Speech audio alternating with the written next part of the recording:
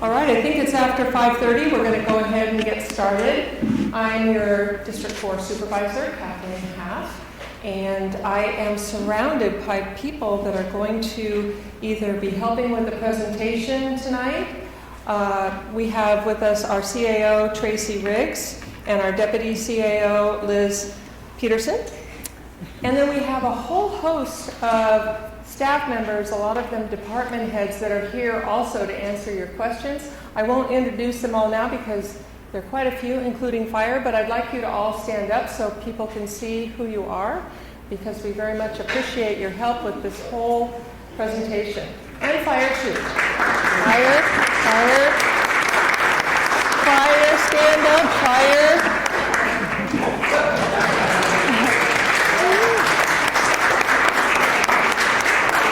I see we have the sheriff in the back of the room there, so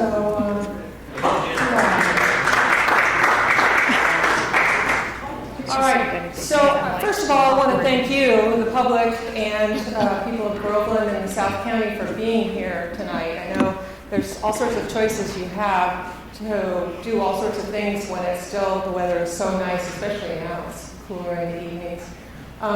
So thank you for your choice to be here tonight. We're going to have a presentation first, and I would ask that you hold your questions until the end of the presentation. Then we're going to have a very robust Q&A session where you ask a question and wait for the microphone to come to you. Our assistant CAO is Roger Root. He's back there looking at his phone right now. But he will bring the microphone to you so everybody gets the benefit of your question, and then also everybody will hear the answer from whoever the question is directed towards. I also want to bring your attention to the fact that Access Tuolumne is here. They are not live recording, but they are recording this town hall, and they will show it on demand Saturday and beyond. So if you didn't catch something or you want to review something that was said, it will be on Access Tuolumne. And Cable 8 up here, I think you get it through Sierra Nevada Communications, or you can get it on Roku or your computer for that matter at accesstuolumne.com. So with that, I think we will go ahead and start with the presentation, and then we will move to the questions and answers. Thanks again for being here. Okay, can you guys hear me? Yes? Okay, I don't need it. All right, well, thank you. We are excited to share this information, and the goal of this is actually just to provide some details about what you're hearing in the news and all these types of conversations about the state of the county. Not too well. Let's see if we can turn it up, and I'll see if I can get it closer too, and keep my head from turning. Well, we still want to transfer it back and forth too, so but it might not matter. Okay. Pre-COVID, we used to do these a lot more often. I was up here a lot. My predecessor used to come up here a lot. Is that better? And so I know, get it right up there. I know.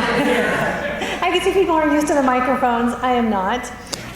So we're trying to get back into engaging with the community about this type of information so that you are informed, and then you also have the chance to ask questions.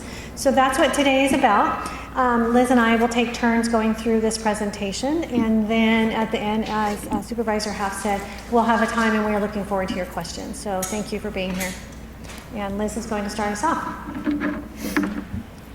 All right. Oh, yours is good. So our presentation theme, excuse me, this is a little loud.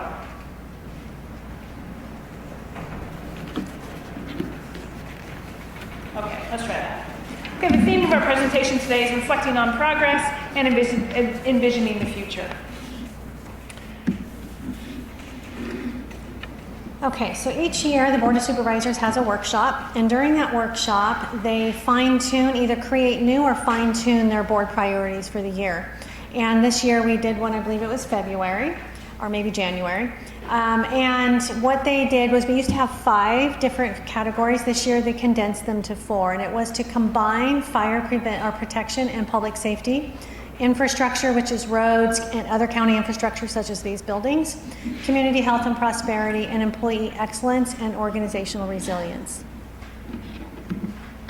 So we want to talk a little bit about the county's budget cycle. This is a, you can see in the graph there, it's a circle because it really is the cyclical process that is ongoing, never ends. We'll start at the top there at the recommended budget, and that is the process that we just finished in June.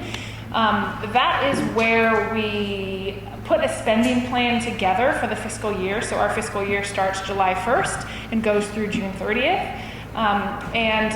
We estimate based on the previous year our projected expenses and our projected revenues. And then we also estimate our beginning fund balance, and that's how we put the budget together. We balance that budget. The fund balance is, think about like your checkbook. You have your paycheck that comes in, and then you have the bills that go out, and whatever's left at the end. That's essentially your fund balance. And so we use an estimated number because our fiscal year starts July 1st, but we bring this to the board in June because by law we have to have something passed in June. We actually haven't closed the books for the year, and so these are estimated numbers. And so that's what goes to the board in June. It's that spending plan to kick us off. Then we go into the adopted budget, and this typically goes to the Board of Supervisors for approval in September. By law, it has to be approved by October 2nd. This year it will be going to the board October 1st, so just under the wire. The auditor's office primarily works with all county departments to reconcile their budgets at that point. And this happens during the summer, July and August primarily. And so they close all of the books. They figure out where did we actually land as far as our expenses, where did we come in as far as our revenues, our tax revenues, and then other like departmental revenues. We'll talk more about all of that. And then as well as what do we have left over? Again, that fund balance. So they get the actual numbers. They work with the treasurer to post all of that, or who pulls in all of the taxes, and then they post it all. And so in September, we go to the board and we refine that recommended budget with what's actually, what was actually spent and received for the previous fiscal year. With having those actuals, that gives us a better ability to project for that current fiscal year. So we might make some changes to our revenues and expenses in September. The board adopts that budget then. Then we go into the mid-year budget review. That typically goes to the board in March. This is really just that touch point. How are we doing? Are we on track? Do we need to make any adjustments? And the board would make those adjustments at that point.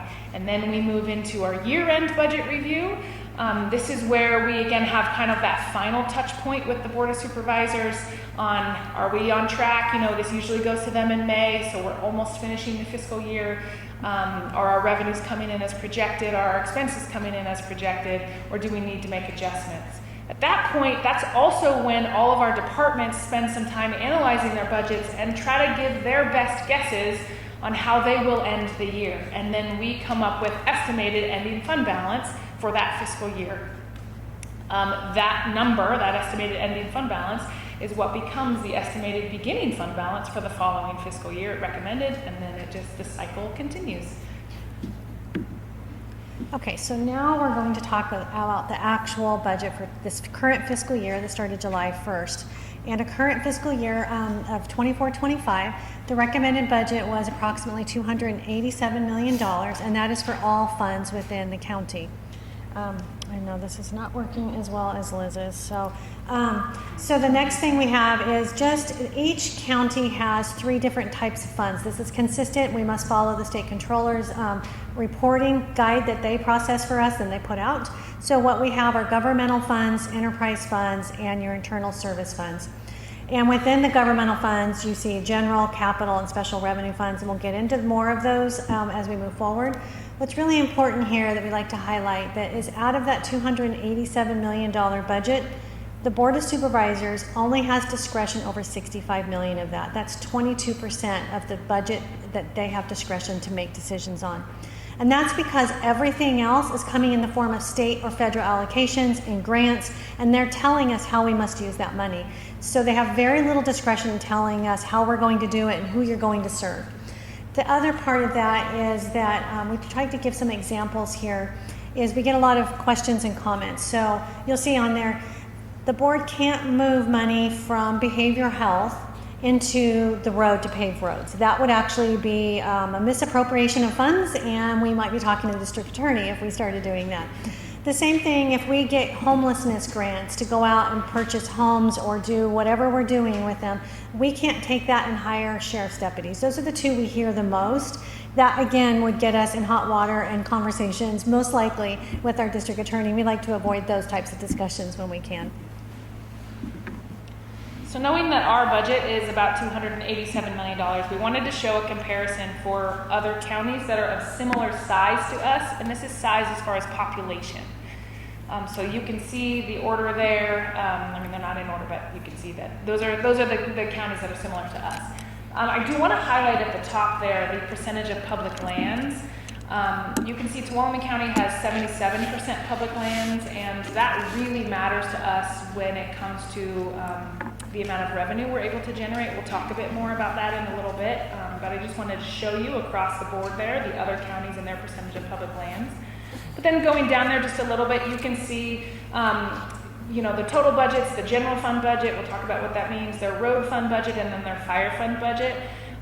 It is very challenging, I guess, to compare county to county, no matter the size, because even though the population sizes are similar, a lot of counties actually have more incorporated cities, and those incorporated cities provide services to their residents in the city, and often more of the population of the county lives in incorporated cities.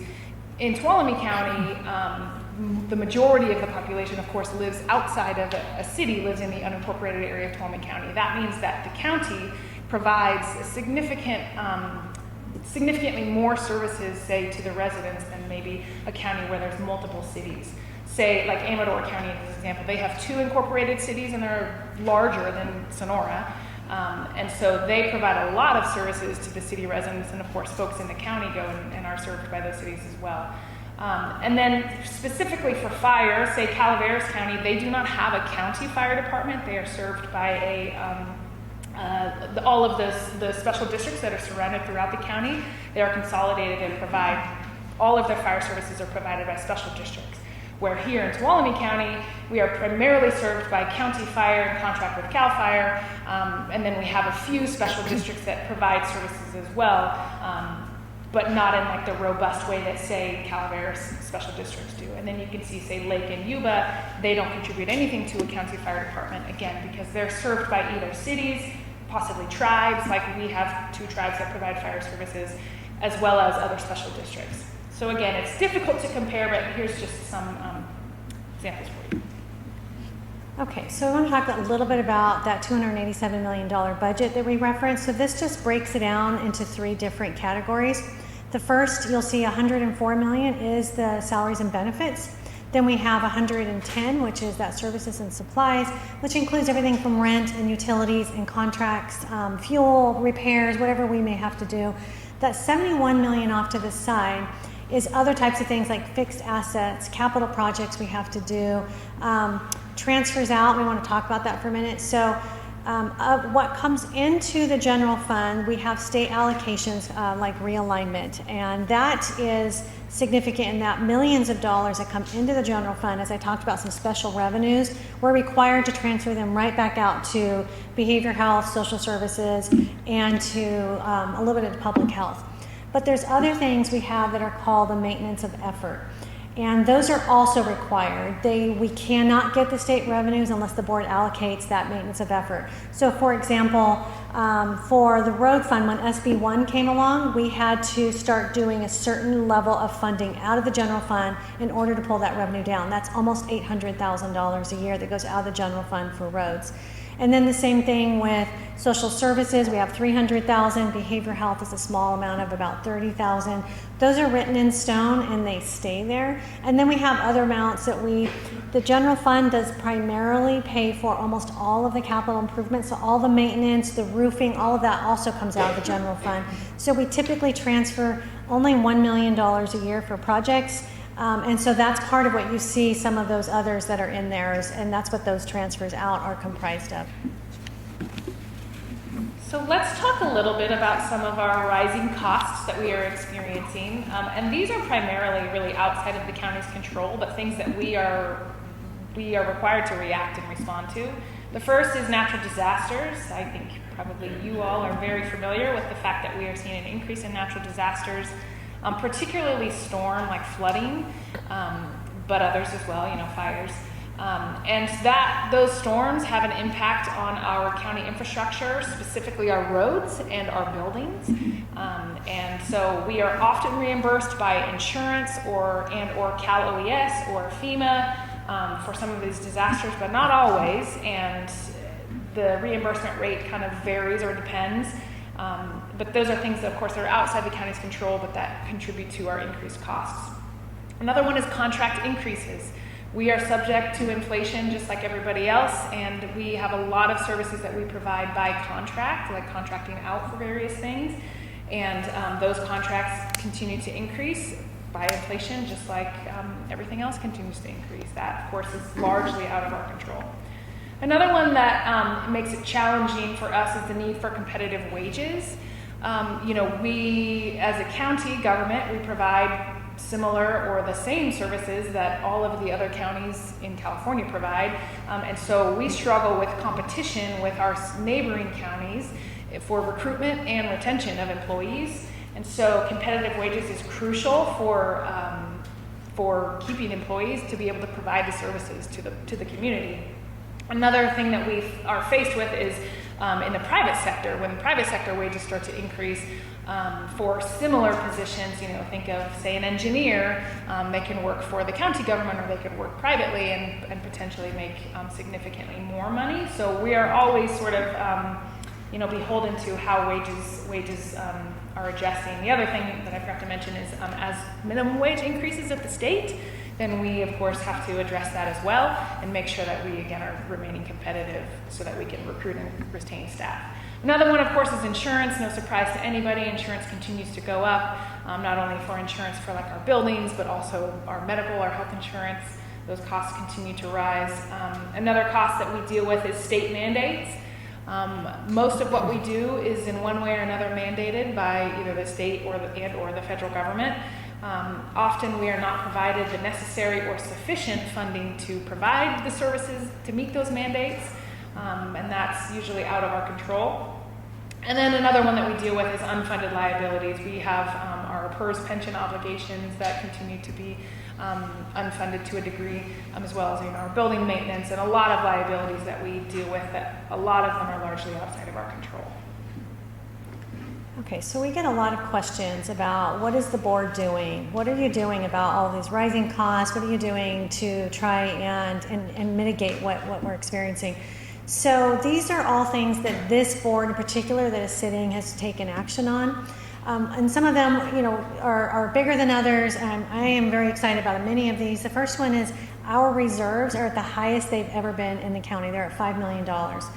A few years ago, this board adopted budget policies, and one of those was to strive to put $500,000 a year into that, and we have been doing that. I expect we'll do it at the adopted as well.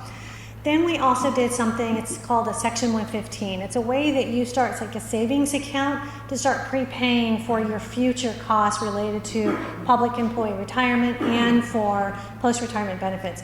Our new employees coming in don't get that post-retirement benefit, but we do have a slew of employees that have retired and a few who have not retired who are eligible for this. So we have a liability associated with that, is that we need to provide this into their future. So we have both of those, and we've been putting money aside for both. We have what's called, and we'll get into this more later, we have a fixed payment for public employee retirement now. We didn't used to have that, and we have a slide on that. But what our auditor controller has done from the beginning is, because we get a discount if we pay it by a certain date, she has always paid that early. And that gives us a discount about $300,000 to $400,000. So that's, again, something that is a savings mechanism. We've created some things like IT, so infrastructure for our IT department, our servers, to start putting money aside that prepays it for the future, so we're not having to go and do loans to try and get these types of items that need to be replaced. I'm going to kind of jump around, but when we spoke to roads, when we have disasters, there is always a match when we get FEMA and Cal OES assistance, and it can range from 25% to 6%, and it depends. And then Blossom has some other mechanisms through her avenue with Public Works to also pull down some funding. But for example, for 22-23, we needed to put aside $1.1 million, and the board did that through that fund balance you see come in. The first thing we do is let them know what are those needs that we have. We talked about the budget policies. We've also worked hard to get our services out of rented buildings, so utilizing the space that we own rather than renting, so to reduce those types of costs. Eliminating and reducing county services, a focus for many years. When I came in almost 20 years ago, working with Supervisor Haff, and when she was an analyst, we were closing the county hospital. That was one of the reasons I was brought in. And it was really that focus back then of whatever the private or nonprofit sector can provide, government should focus on what only we can provide. And that has been a continual conversation that we have on an annual basis during the workshop. We reorganize departments where we can bring more than one department together. We just did that with our IT, capital purchasing, and facilities management, saving about $150,000 per year moving forward. Not everyone's favorite, but we are able to charge fees for certain services that our departments provide, and we analyze that on an annual basis to see how much can we recoup for those services that you can charge for. You can't charge for all services. The other one we've done that I'm super excited, in addition to that Section 115 I told you about, we've also taken monies and we've prepaid or paid down our unfunded liability for PERS. And so that's a $2 million payment we've just made within the last 2 years. Streamlining our development process. This is really important to keep business going, to keep housing going. We continue to work on that. And we have a new housing specialist who's been working with our construction and our developers, and that has been a huge thing, plus the software that we're really working that they can do as much remotely and virtually without having to come into the office. And then you're aware of this, but we've had 2 revenue increases. Taxes can only be approved by voters. So we have 2. That was one in 2010 that took the TOT, the transient occupancy tax, which is our hotel tax, took it from 8% to 10%, and then 2021 it went from 10% to 12%. And we're not the high, we're about mid-range. There are some, you guys know this, if you go down into Valley, Bay Area, that can be as much as 18% in some areas, plus a whole lot of other fees. So these are some of the actions the board has taken to try and mitigate the impacts of rising costs and revenues that are not keeping up.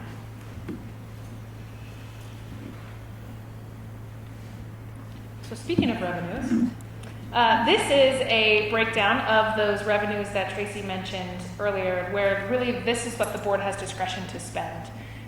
We call them our general or sometimes discretionary revenues. You can see primarily that comes from property tax, the property taxes that you pay. It's about $35 million in the recommended budget this year.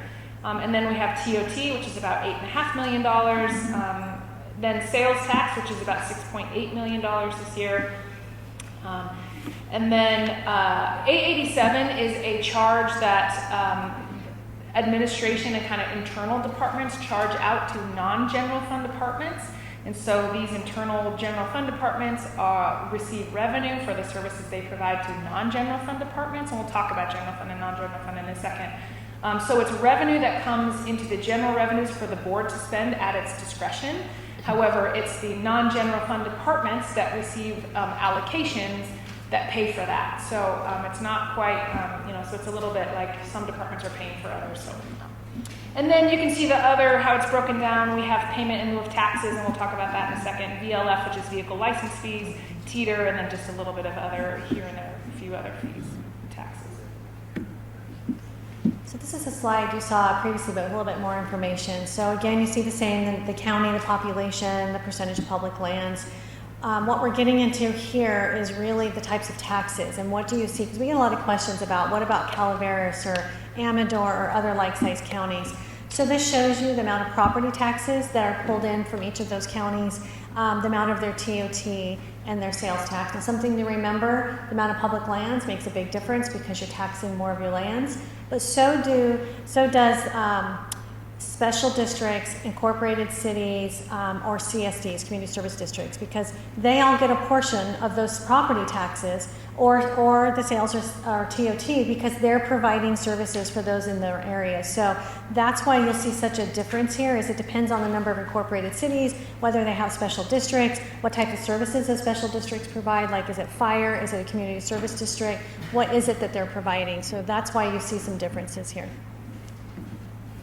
So speaking of property tax, let's talk about how your property taxes are distributed. So of all of the property tax that is paid in Tuolumne County and that is received, only 26% actually goes to the county for services. The vast majority of your property taxes actually go to county school districts. You can see about 64%.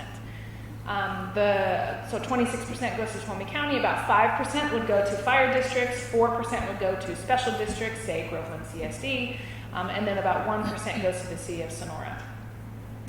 We've been talking a lot about public lands, and it is really important because the county is about 77% public lands, split, of course, between Yosemite National Park and the Stanislaus National Forest.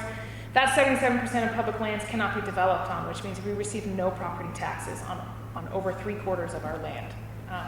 We do receive what's called payment in lieu of taxes, or PILT, and that comes from the federal government. This year in the recommended budget, it's about $3.1 million. But then you can see of the amount of land that is developable in Tuolumne County, we are anticipating to receive $35 million in property tax. So you can see how there's quite the discrepancy between the public and private lands and how much revenue we receive, and how that really does impact our ability to provide robust services. Okay, then we're going to talk about sales tax. So the Tuolumne County has 7.25%, which is the lowest by law that a county can have, and we want to show how that is broken out. So out of that 7.25%, 6% stays with the state of California, 1% is reallocated back to counties, our county. I mean, others get a little bit more if they have it, and then 1/4 goes to TCTC for the public transportation that they have. So just some more information, and that was around $6.5 million this year. Okay, so coming down a bit further into one of the funds that makes up the county's budget, this is the general fund. In the recommended budget, it's a total budget of about $120 million. 64 million of it is salaries and benefits, 42 is those services and supplies, and then 13% is that other. You can see that large, darker blue chunk there is $9 million of transfers out, and that's what Tracy was referring to of our maintenance of effort for roads.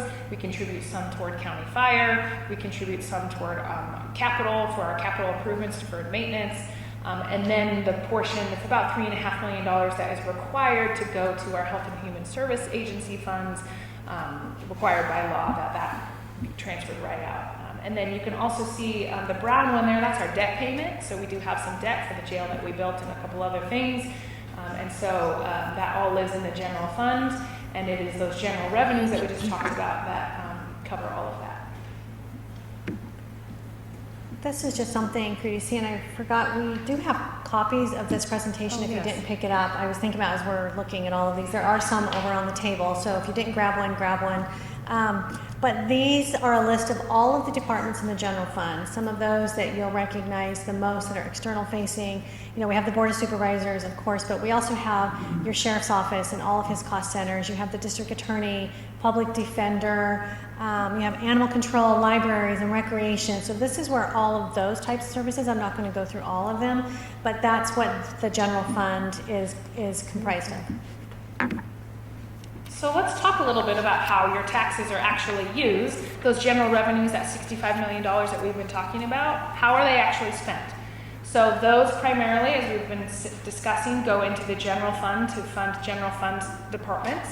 So these are just a few examples. So one of the sheriff's cost centers, this is the cost center that provides patrol, investigations, coroner services, ABC licenses, evacuations, search and rescue, concealed weapon permits, etc. This cost center, this department pulls in $5.2 million of what we call departmental revenues. Those are things like state and federal allocations, fees for some of the services that they provide, grants, and other types of allocations that stay within that department. But their overall budget has expenses of $17 million.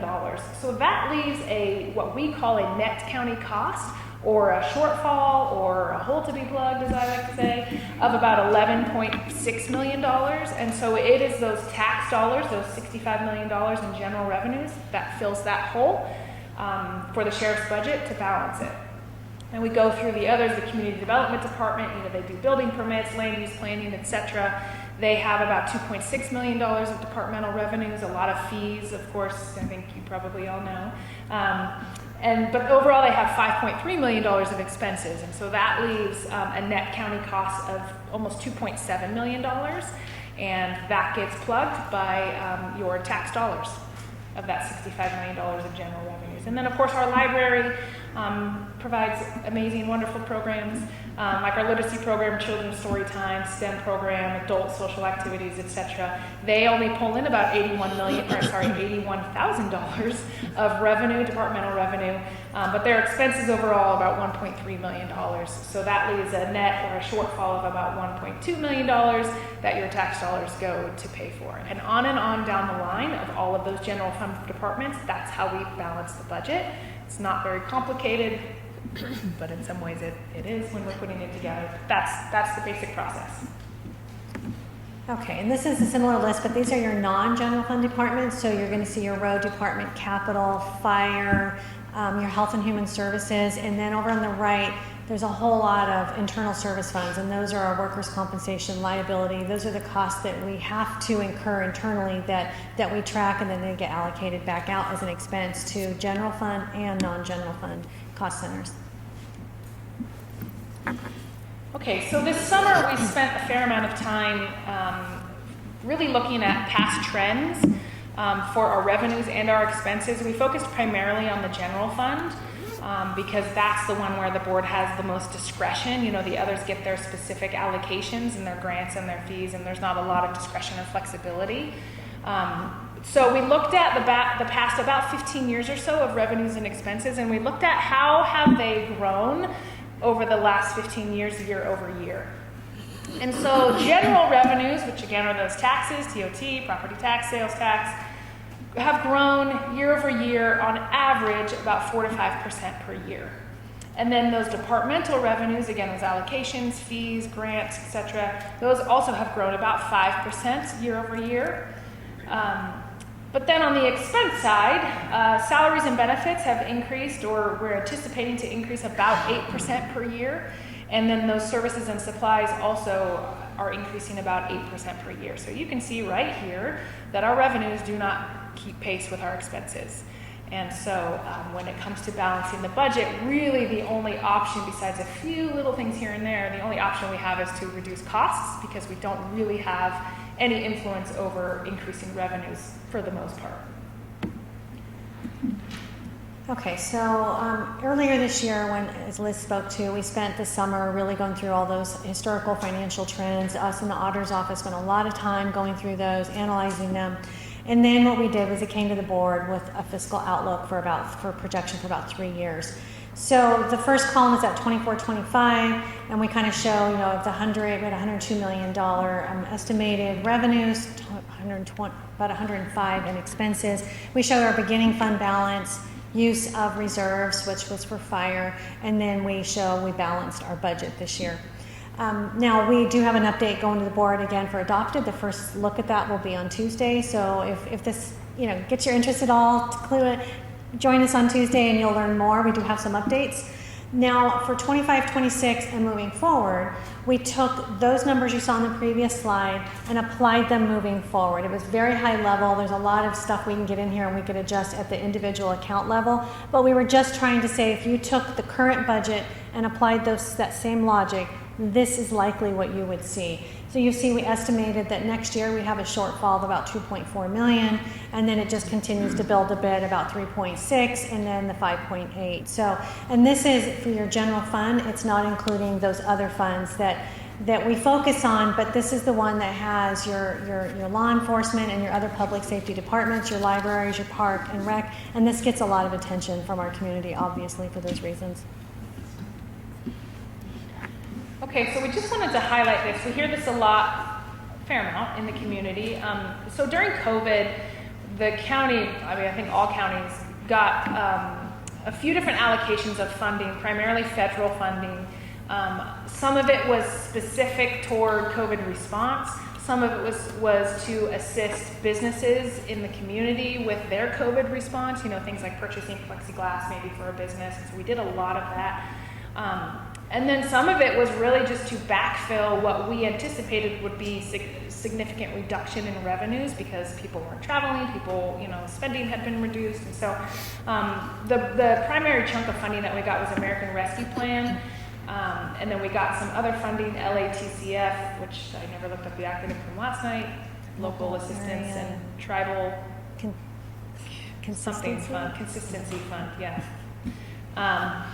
So we wanted to show all of the things that we bought with that money. Primarily, almost $12 million of it we spent on one-time purchases. So you can see that over $5 million we spent to pave some roads. About $3.7 million we spent to purchase some vehicle and equipment. The large majority of that went actually to fire equipment, some engines and water tenders and a whole host of other things that Chief Murphy could probably tell you.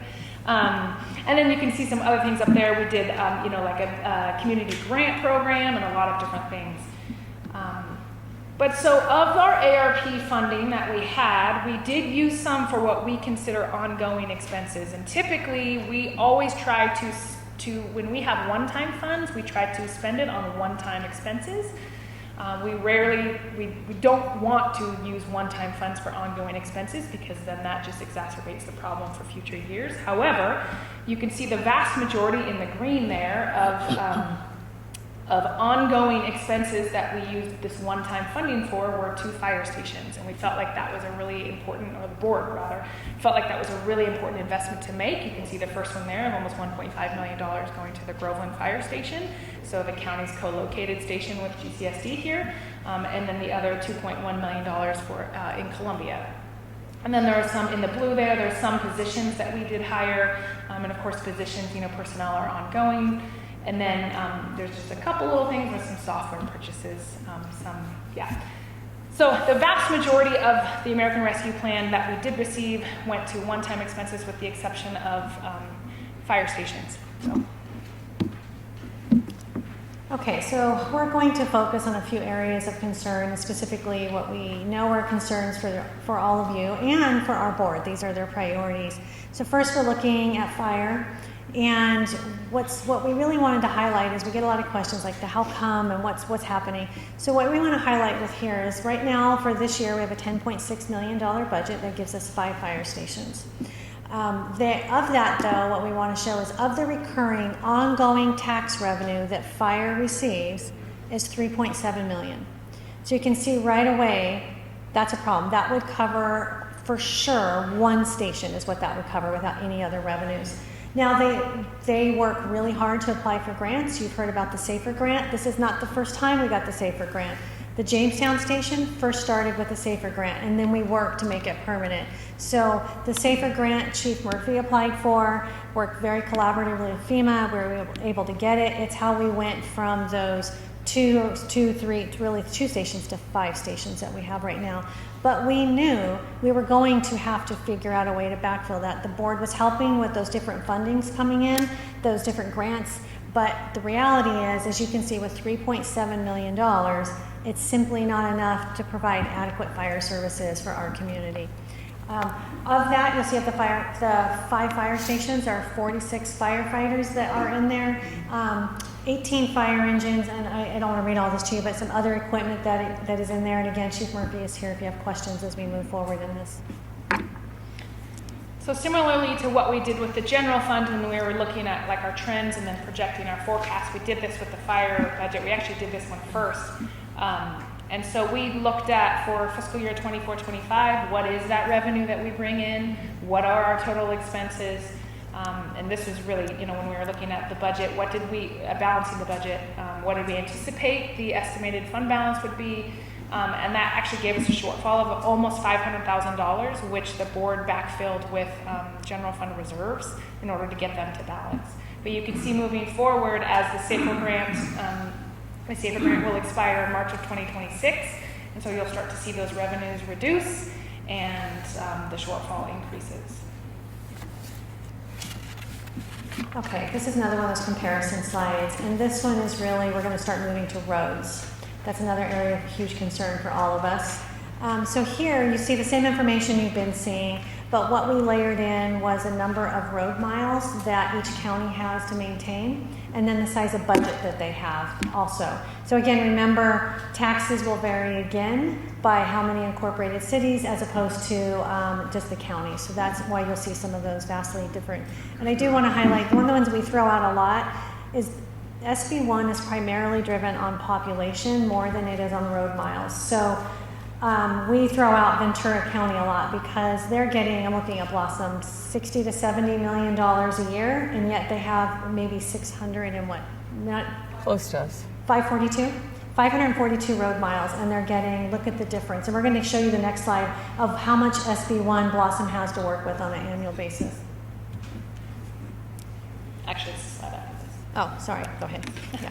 So overall, the roads budget this year is 11.9, almost $12 million. And that provides a whole host of things. So it's not only is it 24/7 maintenance services and paving, but it's also hazard removals like trees. It's also snow plowing, which is, can become a huge need various times of the year. Vegetation removal, drainage work, ditching, culvert replacements, sign maintenance, all kinds of other things, not just paving the roads, but a whole host of other maintenance activities that is funded by this roads budget. Okay, so here's the slide I was referring to. Sorry about that. So this is the roads budget, and it shows you what they get. So on SB1 revenue, they're getting $3.5 million a year. Now remember, I just told you Ventura County has significantly less roads than that, miles to maintain, but they're getting $60 to $70 million a year. They don't take into account like tourism, the fact that we know we can have 2 million people visit our county every year. And then you see that they get highway user tax, so federal and state taxes that also come in different form. That's another 3.4. And then they have other fees, and they apply for grants whenever and as often as possible. And then you see that general fund contribution of that $775,000. One thing we like to highlight is we get a lot of these questions like, how much is it to do this road work? So to reconstruct a road, 1 mile of total reconstruction is about $1 million a mile. An overlay for 1 mile is $300,000. But there is other rules we have to operate under. If a project is over $60,000, Blossom has to go through this whole process of bid and specs and putting it out to bid. We pay prevailing wage. The only thing we might not have to do that on is the overlays, depending on the size and how big they are. So she has some flexibility there, but most of these are being put out to bid. They're put out to bid at prevailing wage, which is about 40% higher cost when we do that as well. So you can see it starts really reducing her ability to get road work done and get it done in a way that increases that PCI to where she would like it to be. PCI, did I not say that? Pavement Oh, condition. I'm sorry, Pavement Condition Index. I'm sorry. We were talking about acronyms and I'm doing it, so I apologize. Okay, so moving just a little bit to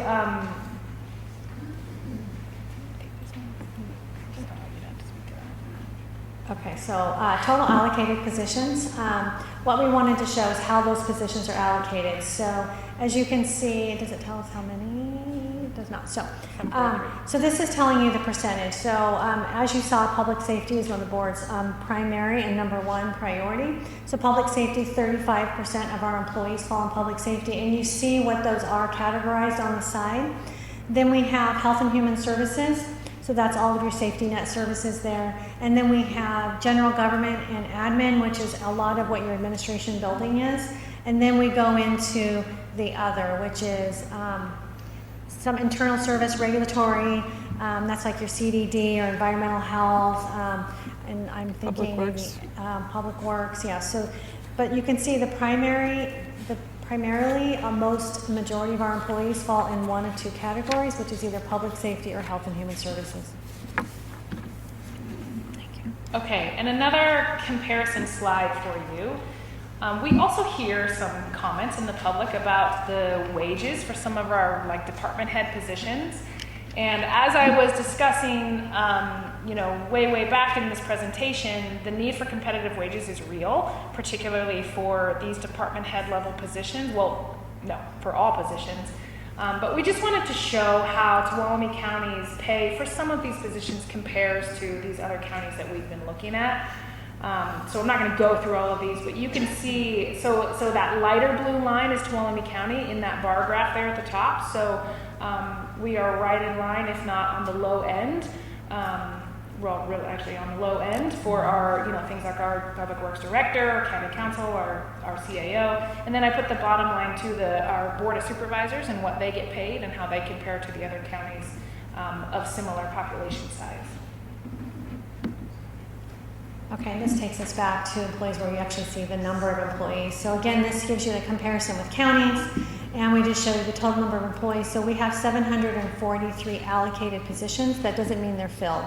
So we've been running a 15 to 20% vacancy factor, and some of those are in those departments that you obviously, because they have more, but the Sheriff's Office and Health and Human Services. But we've also experienced them in other places like in public safety, such as public defender, district attorney. We have some types of positions that are very difficult. The more technically skilled they are, like attorneys, engineers, and accountants, the more difficult they are to recruit, especially when we're competing with the salaries you saw and in the private sector. It just makes it very difficult. And then you see here, we kind of go back into the total percent of our budget for like salaries and benefits, and you see it going across, so 36%. And then number of employees in public safety, which you already saw. Okay, well that's all we have for you. So we will turn it over to Supervisor Haff to answer your questions. And of course, as you heard, we have other department heads here as well. All right, so hopefully you followed that. I know it's quite a bit of graphs and charts and dialogue to explain a very complicated system. It's a lot more complicated than our checkbooks, as you can see.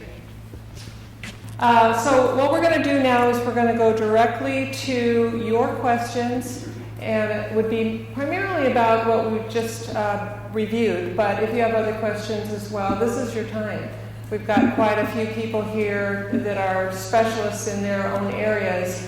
The board members, like myself, we don't specialize like our staff do in anything. We promote policy, pass budgets, that kind of thing, but we rely on our staff to do the hard work, to get the work of the county done. So Roger's going to be the microphone guy, and raise your hand if you've got a question. I have concerns about both the TOT, the large percentage South County pays compared to the smaller percentage that goes back to this part of the county. I think that needs to be addressed, and I think South County needs to get more of it. Another concern I have is our ambulance surcharge. To me, we're all one county, we should all pay the same, and the cost should be spread throughout the county. We shouldn't be paying $90 a year extra because we live there. Okay, so your first question, I've already forgotten it. It was about TOT. And your question does not go unnoticed. Many people, especially that live here, have asked that question. The answer that I give very frequently is the honest truth, but there's more to it than that. But I'll give you my answer, and then I'll turn the microphone over to our CAO. As you've seen from the slides here, we don't get enough revenue to pay for basic services, period. Please let that sink in. What we have done is we have used TOT taxes to help plug the holes, okay? To be able to provide the services that you expect. I know that's not the best answer, and I know that the South County does deserve a lot more money coming back, because that is where a lot of that revenue is generated. And I think the rest of the board knows that too. But it is a board decision. It's not one board member that can make that decision. It has to be at least 3 board members out of 5 that make the decision where that money goes. But I think there is more to it than that, so I'm going to turn the mic over to our CAO. Okay, thank you for your question. I hear that a lot as well. So a couple things. I think the board has taken action to make a difference to ensure that we see services up here, and that is the first one. was we all worked really hard, Supervisor Haff and I and Chief Murphy, to get that second fire station up here. And we are committed to that, and I believe our board is committed to seeing that continue. So that is, again, about $3 million a year to be able to run that station and to keep it. So the other one is the investment, and the sheriff is here, that they've made into law enforcement. I know I heard him say last night on our forum that the investment that they made into law enforcement compensation over the prior 2 years to get their compensation up to be competitive, he is almost fully staffed. I think he said last night he has 1 vacancy left in patrol, and now that beat is actually, there's someone up here. So I just want to refer to the sheriff on that. And those investments are making a difference up here as well.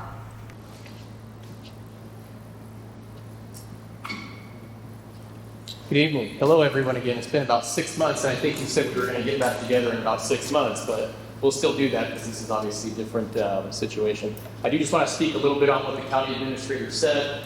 First of all, the sheriff's office, your positions, your deputy sheriff positions have not increased. But what we had to do with those investments was we had to bring them to a competitive salary in order to get quality, qualified applicants to fill them.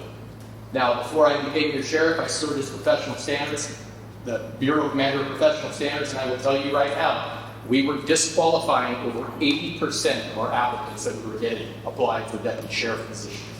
That's unacceptable. The only other alternative would be to lower our standards and bring people on who are barely meeting the criteria, if they even met the criteria alone. And in a lot of those cases, they weren't meeting the criteria, so we were forced to pass. That led to having, and I'll just talk about the patrol division. It's the same thing that I told you last time I was in Groveland, was at one point we had in excess of 17 vacancies just in our fully sworn deputy sheriff's division, which is our patrol, it's your detectives, it's the civil coroner division, it's all of the people that you see showing up at your house. Now, with those monumental investments that we hear so much about from our board and also our CAO, we were able to bring ourselves right at almost average with our neighboring counties. And I say almost because I think we were just underneath Calaveras and Mariposa at the time. Both of those counties have also increased with the times, because the gap that I'm talking to you now from the time those raises took place has been about 2 years. And we did those raises in 2 separate years to try and get as competitive as we can. And we've seen the results and what that looks like. Groveland has seen the results of what that looks like. There is a Groveland deputy that's up here day, night, and you are also allocated. Thank you. I believe our work crew was actually just up here with GCSD the other day doing some community service projects as well up here. Groveland is important to you, it's important to me. This is how we sustain those services, is maintain those competitive wages, so it's an acceptable trade-off for the people who put this uniform on and gear up and put themselves in harm's way for us. And so I just want to double down on that and let you know that those raises have made us competitive, and they've made it possible to fill the ranks of those patrol deputies. So if there's any questions on separate or adjoining to that, I'm happy to answer those. And that's just talking about patrol. We still have big challenges in custody that we're going to be working on shortly. Okay, great.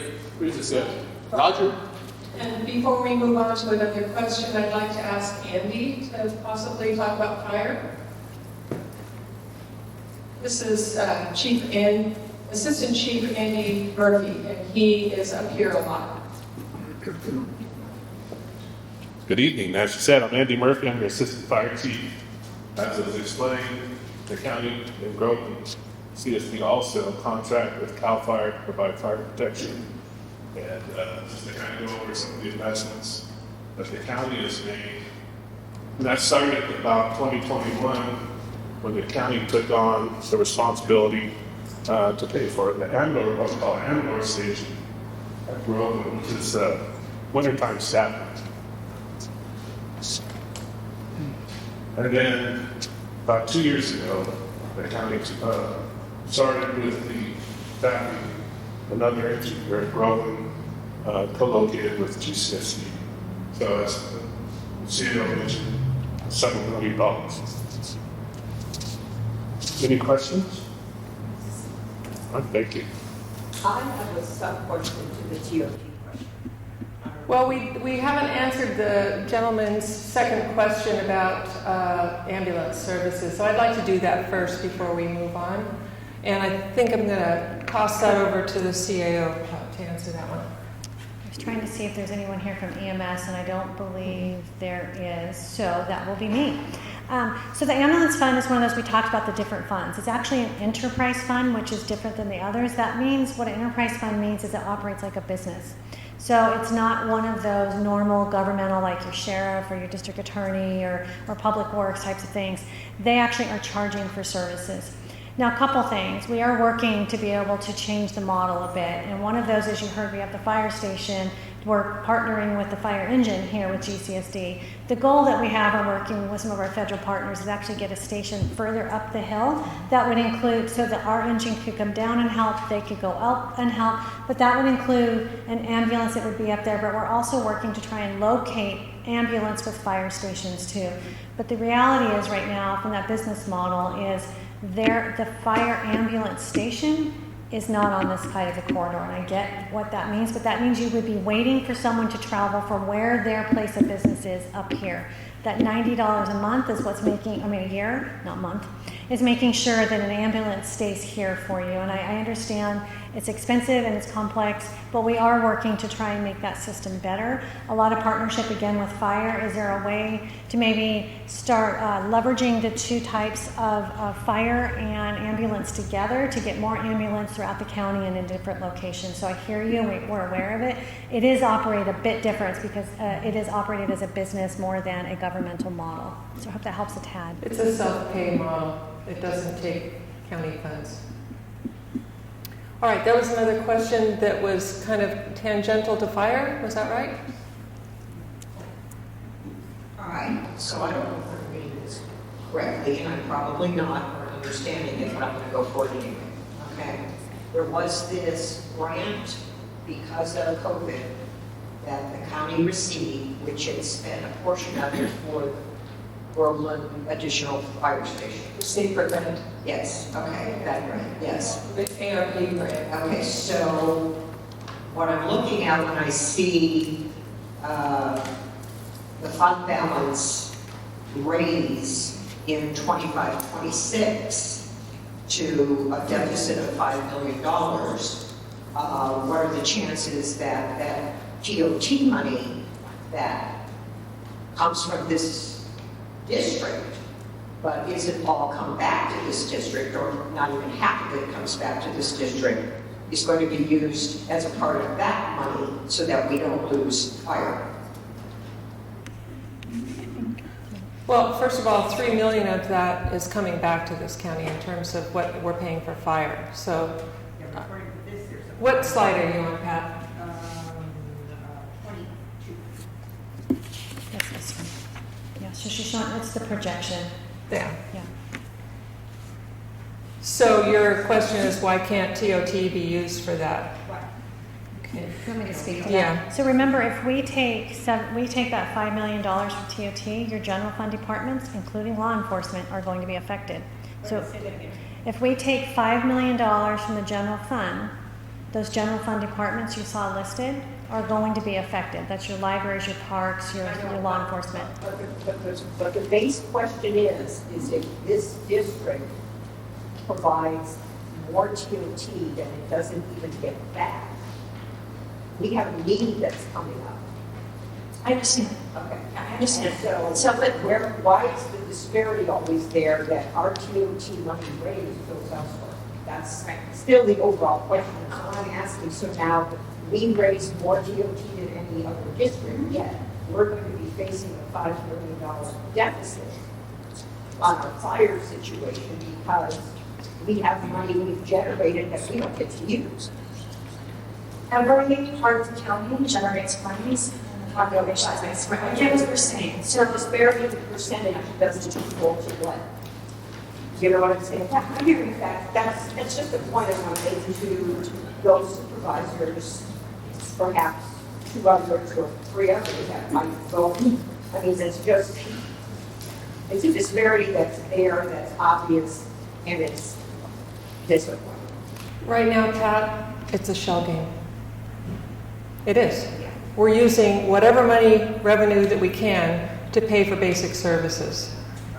And until we get a little bit more money, or we just totally reduce services, there's the problem. But then there's the look to this community who's already basically raised the money to pay for their own services to say, well, we want more money from them.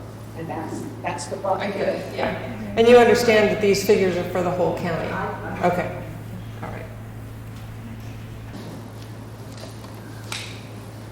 Good evening, everyone. Len Ollie. I'm president of the Tuolumne County Lodging Association. So I've got an interest in DOT.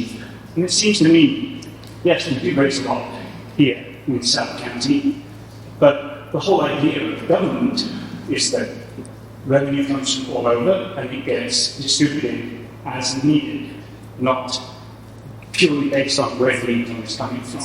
So even though I know we raise a lot more here, it should be used to the whole county on a needs basis, not necessarily purely based on income. So that's where I see the difference between you and I on that. I just, yeah, because So- I didn't disagree. Yes. So, but that's the way it should be working. At the moment, we do not have enough income coming into the life basic services, which is why I'm hoping in November, the sales tax increase will pass. It's 1% sales tax increase, a lot of it will get paid by those residents that are coming into the county, not just in TOT, but also be paying when they go to stores and restaurants. They'll be paying that extra 1%. And that is one way, it's not enough, but it will be another $6 million that we can then use to offset the $5 million you're talking about. Right, but then what percentage of that TOT that's raised by this community comes back to this community? But again, you and I are going to disagree on that. It should be account by your account. And so all the revenue comes into the county. I understand. Anyway, so, that's one way to start trying to work that gap. But there are other things that we need to do as well to make sure that we can have the services that we need. Thank you. I do want to say something else, kind of in defense, and hopefully I won't sound defensive, but our prior boards have approved big resorts up the Highway 120 corridor, as you know, without having the infrastructure already there or even planning for it. So I want you to know that this board that we have now is fully aware of that, and we've been doing everything we can to try to bring that level of infrastructure up. I think in November, later in November, we will have something on the agenda to discuss how we get a fire station up higher up the corridor than just here in Groveland. So we are thinking about you. We have a long way to go, as evidenced by the comments in here tonight, and we're working on it. And I'm sorry that that's the best answer I can give you right now. Yeah, go ahead. Also, I'm looking at slide number 20. And I'm curious, the population of Groveland is half as much as Columbia. And yet, the population of Groveland is more than Columbia. And yet the ARP that's being paid to Groveland is half as much as that's being paid to Columbia. Yeah, so this is not for this year, just this was a total amount over periods of years when this money was there. That was for a partial year of Groveland at the time. It wasn't a full year, where you get more of the cost in Columbia for the full year. So it's just the way that it was paid over the period of time of this grant. It's not the total cost, if that helps, if that's right. Yeah. The total cost is around $2.5 to $3 million per station, and supervisor, sorry, Chief Murphy. This is for the... Yeah, the difference also was that there's more staffing in Columbia than on that engine that the county funds and the engine that the county funds are growing. There's also people here that GCSD pays for. So the staffing level is a little bit different than the station. Even though their population is less. Yeah. Their surrounding areas probably similar. But you need to know that Groveland already had, through GCSD, some coverage. Columbia had their volunteer station fold, and they had a residence, I think, burned down as a result. So they needed help, and so this was part of that funding that went there because they had no coverage.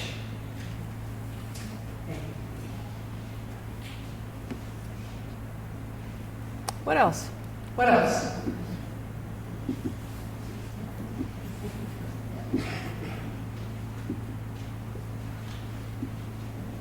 So one of the statements that you made is that revenues are not keeping up with costs. What, if anything, is the county doing to try and generate additional revenue that isn't tax-based? Commercial construction, commercial development. I'm not saying that we should do that because we like the community, but the reality is we don't have money. That's a great question. So we kind of went over some of those, like streamlining our, and Quincy unfortunately is not able to make it. Is Brian here? No.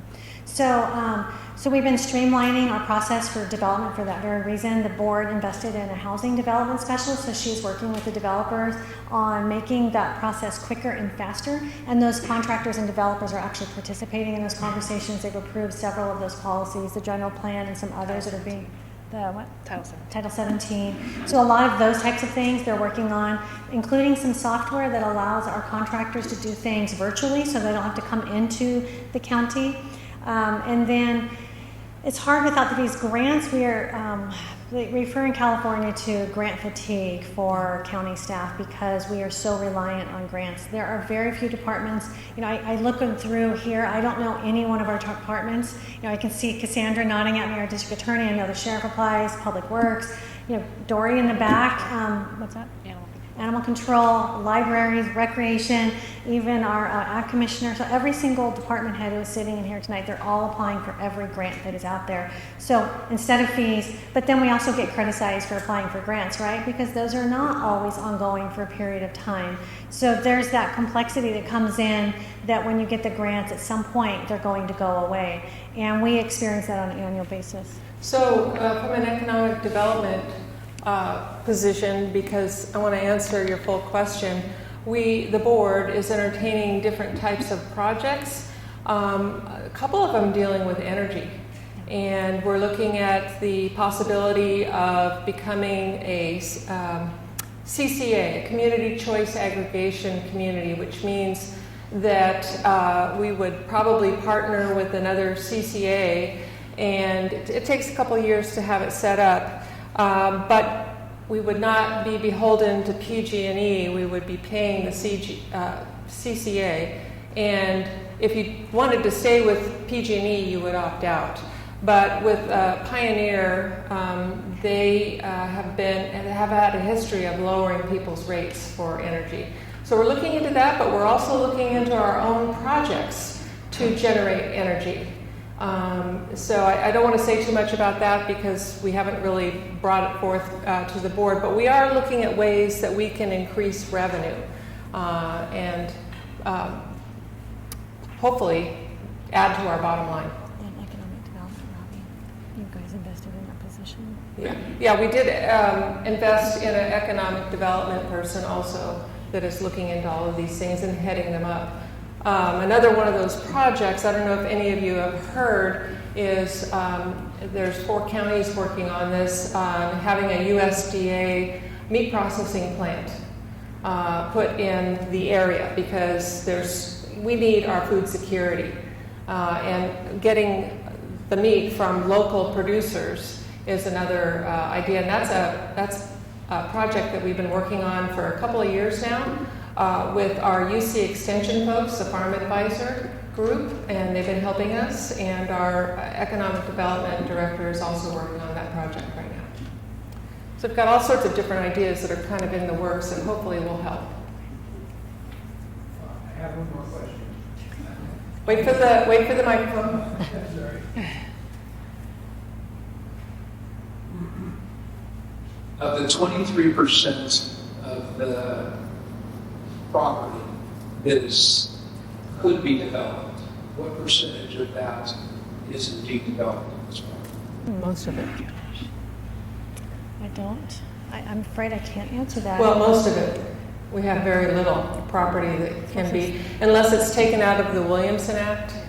You know, the act that allows farmers that work their property to be able to get a lower tax rate.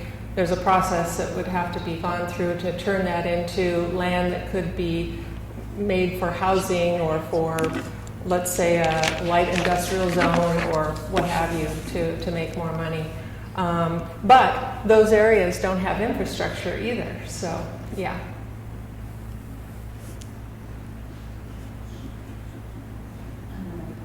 Patty, let's get a microphone to her. Can I ask a more localized question? Certainly, that's why we're here. Okay, I'm wondering what's going on with the community hall. It says in August there was supposed to be something that went to the board for approval. And it did. And where? So I've got an update for you. In fact, I even wrote it because I figured somebody here would be asking that question. That would be me. Okay, hot off the press. The architectural design is currently with the insurance company, okay? But they need to approve the cost, so they're going back and forth about the cost. But I think they're getting close to approval. But once the insurance company approves, the architect will begin working on the design and construction documents, okay? And at that same time, that's when the architect is going to come to the community and ask you for your input, okay? They are going to ask you about your ideas for the building's function, what you're going to use it for, design features, and input on the historical nature of the building. So you will be asked. And then the next steps after that, once the architect finalizes the plans and specs, they will go to the board for approval. And then once the board approves, then the project goes out to bid, and then once a contractor is hired to do the work, then gets built. Now this is not a total rebuild, it's just, you know, the parts, so just understand that. And so there's lots of moving parts to this, but hopefully you'll be part of the equation of making it the best it can be when it is rebuilt. Is there any time frame at all set? I got any deadlines when the architecture has to come back to you, etc.? Is it all open-ended? It's pretty much open-ended. You'll know that we're getting close when we start advertising, please come to this meeting. Yeah. Okay. I wish I could tell you X date, you know, but we don't have that right now. The sidewalk is a liability underneath. We can't open that. Yeah. Was there a question over here? Yes, Kathleen? Yes. Two questions on the presentation. The first one is, has there been any effort, or was there any efforts planned to address the shortfall in property revenues with either the federal or state governments on this public land? That's one question. Okay, hold your second question. We'll come back to you. All right. I do it better that way. Tracy, can you take that one? Yes, so actually we've been to the Department of Finance with the state of California on several occasions, with this board twice. And we have alerted them to the shortfalls for roads. We've told them about public safety. And essentially, and you're not going to like this answer, but their response to us, well, first, as Supervisor Kirk said last night, where's Tuolumne? That was our first one. The second one was, this is why you put revenue measures on your ballot. So the state has continued to do things that decrease our ability, and you know, District Attorney just reminded me, it's kind of off topic, but it is part of what you were asking about, some of the fees and stuff. They've also eliminated the ability for some of our departments to collect fees, like probation. I mean, we're talking hundreds of thousands of dollars over these last few years that they're no longer able to charge for oversight and monitoring. But that one we have. What makes it further frustrating to talk about the federal government is payment in lieu of taxes, that $3 million, we have to fight for every year. While it's in law, they have to appropriate the funding. And there have been many times, and Secure Rural Schools, which goes to roads, is a part of that. Sometimes that doesn't move forward, and they attach it to like a farm bill. So these are areas, and we've been talking about getting some letters on our website. These are places that you would be able to advocate, and we can get those template letters with addresses, and you could begin sending those in to advocate for some of that. But the state, with say property taxes, remember if they give more of the property taxes to us and take it from schools, guess who has to backfill that? The state. So right now, that's not something that they have demonstrated an interest in doing, and I know it's frustrating, but we have been there twice in the last couple of years, and we went over our budget, and we explained what we were experiencing, and unfortunately, we didn't get anywhere, but we do continue to try. It just seems to be low-hanging fruit where, the general public could help you if there's letters or something that we could lobby the congressman and so forth. I mean, it's worth a shot, right? I agree, I love it. We'll get those on the website, and we'll make sure you all know that they're there, and you'll be like a PDF where you could download it, sign it, and then email it in or mail it in hard copy too. And then Tracy will make sure I get that because I have a mailing list, and I'll send it out to everybody on the mailing list as well. Absolutely. All right, and then the second question was, it was great comparisons with all the other counties. I was just curious, did you look at Mariposa County? And if you did, what did it show? We actually had Mariposa on there. We removed it because their size is so small in comparison. But I'm trying to remember, their TOT is around $21 million. Remember that they have that major lodge in the park, and then the federal, when the park systems or the national forest have a concessionaire, they have to collect that TOT and or sales tax, and they do. So that's a large portion. I don't remember their property taxes, do you? Oh. They've always had. TOT is their largest revenue source by far, and so they are much more impacted by when the park shuts down, during government shutdowns, COVID, etc. And their population, just for comparison, is about 17,000. So that's why we didn't include them because it's tiny. How much of the county is public land? It's not nearly as much as ours. It's maybe in the 40s, 50%, something like that. Yeah. Thank you. Yeah. Maybe we should put it back in. You're a quiet group tonight. This is unusual. Here we go, Bob. Yeah.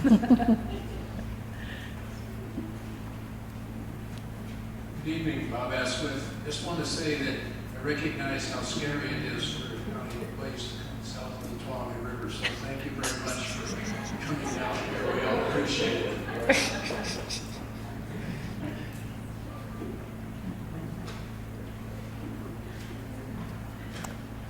Well, if there's no other questions, I thank you again for coming. And